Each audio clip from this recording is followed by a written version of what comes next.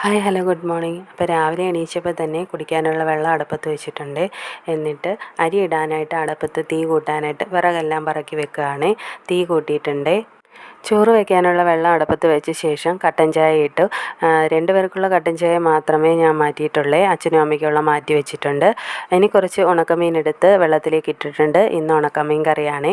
പിന്നെ കിച്ചൂസിൻ്റെ മുട്ട തോരനാക്കി വെച്ചിട്ടുണ്ട്. അപ്പോഴത്തേക്ക് അരി ഇടാനുള്ള വെള്ളം തിളച്ചിട്ടുണ്ടായിരുന്നേ. അരി കഴുകി അതിലേക്ക് ഇട്ടിട്ടുണ്ട്. പിന്നെ തലേന്നത്തെ മോര് ഇച്ചിരി ഇരിപ്പുണ്ടായിരുന്നു, അതൊന്ന് ചൂടാക്കി എടുത്തിട്ടുണ്ട്. ഇന്ന് നമ്മൾ വെണ്ടയ്ക്ക തോരനാണ് വെക്കുന്നത്. അതിനായിട്ടൊരു ചീനിച്ചട്ടി എടുത്തിട്ട് തലേന്ന് വെണ്ടയ്ക്കയെല്ലാം അരിഞ്ഞു വെക്കുമേ. ആ വെണ്ടയ്ക്ക എടുത്ത് ആ ചീനിച്ചട്ടിയിലേക്ക് തട്ടിയിട്ട് ഒന്ന് ഇളക്കി കൊടുക്കുന്നു. വെണ്ടയ്ക്ക കുഴഞ്ഞു പോകാതെ ഒട്ടിപ്പിടിക്കാതെ ഇരിക്കാനായിട്ട് ആദ്യം ഒന്നും ഉപ്പിടാതെ അടച്ചു വെക്കാതെ വേവിച്ചെടുക്കും. പകുതി വേഗമാകുമ്പോൾ നമ്മൾ കുറച്ച് ഉപ്പിട്ട് ഒന്ന് അടച്ച് വെച്ച് വേവിച്ചെടുക്കുമേ.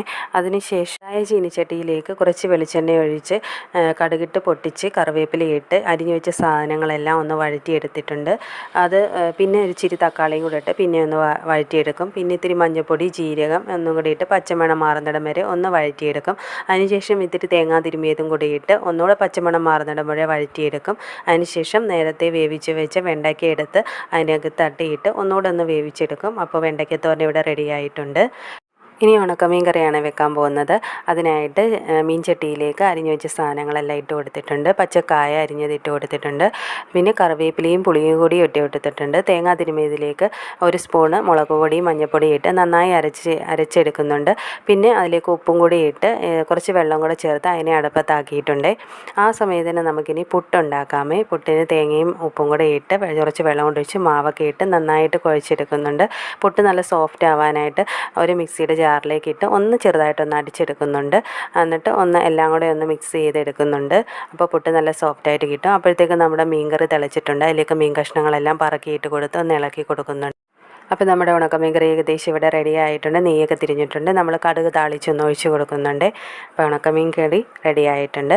ഇനി നമ്മൾ പുട്ട് വെച്ച് കൊടുക്കുകയാണ്. അപ്പോൾ ഒരു കുറ്റി പുട്ട് ഇവിടെ തയ്യാറായിട്ടുണ്ട്. അടുത്ത പുട്ടിനുള്ള മാവ് നിറച്ച് വെച്ചിട്ടുണ്ട്.